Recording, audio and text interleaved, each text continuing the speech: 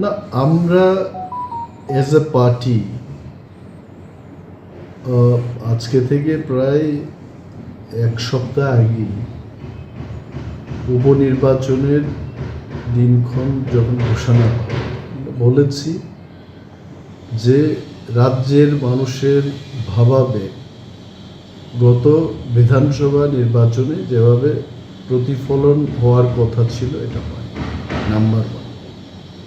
Number 2, গত বিধানসভা নির্বাচনের যে ফলাফল ধনপুর এবং বক্সনগরে এটা আমরা দেখেছি, আমাদের প্রাপ্ত ভোটের সংখ্যা কী ছিল এটা আমরা দেখেছি। আমরা সেখানে মূল প্রতিদ্বন্দ্বী নয়, we are only a factorial force. ধনপুরের ক্ষেত্রে we are only a factorial force, এবং বক্সনগরে আমরা 3000-এর কিছু বেশি ভোট পেয়েছি। ওইখানে তো I don't think we are factor. তো এই পরিস্থিতিতে আমাদের মাথায় একটাই ক্যালকুলেশন যে একটা নির্বাচন লড়তে গেলে তার ম্যান পাওয়ার, সময়, পয়সা করি খরচ করে লড়াইটা করতে হয়। তো অনেক ক্ষেত্রে আমরা দেখেছি যে বিরোধীদের ভোট ভাগাভাগির ফলে এটা হয় না।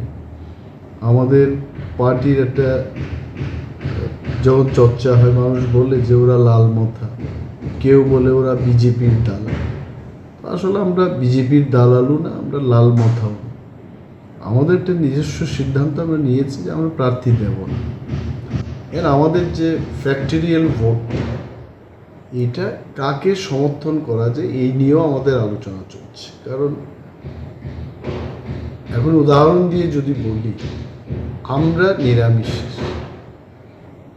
মাটনও খাবো না, চিকেনও খাবো না। তো চিকেন মাটন আমাদের একই কথা। তো এখন কোন দিকটাই যাবো এটা আমাদের চিন্তা করে বলতে হবে। But discussion is on in the party. রাজ্যের মানুষের যেন ক্ষতি না হয়, সবার যেন লাভ হয়। তিপ্রামথার প্রতি ভরসা রেখে যারা ত্রিপুরায় আমাদেরকে সমর্থন করছেন তাদের সাথে আমরা ডিসিশনটা নেই। মানে কাদের সাপোর্ট করবে এই বিষয়টা এখন আলোচনা চলছে। 19 তারিখ নাগাদ আমরা জানিয়ে দেব। আচ্ছা, বিজেপি দলের তরফ থেকে কোনো ধরনের কথাবার্তা চলছে আপনাদের সঙ্গে? বিজেপি দলের পক্ষ থেকে আমাদের সাথে কোনো আলোচনা হচ্ছে না, তবে আমাদের আলোচনাটা চলছিল ভারত সরকারের সাথে। বিজেপির সাথে তো আমাদের কোনো ধরনের আলোচনা না। এই উপনির্বাচন নিয়ে অফিসিয়ালি বিজেপির পক্ষ থেকে কেউ কথা বলছে।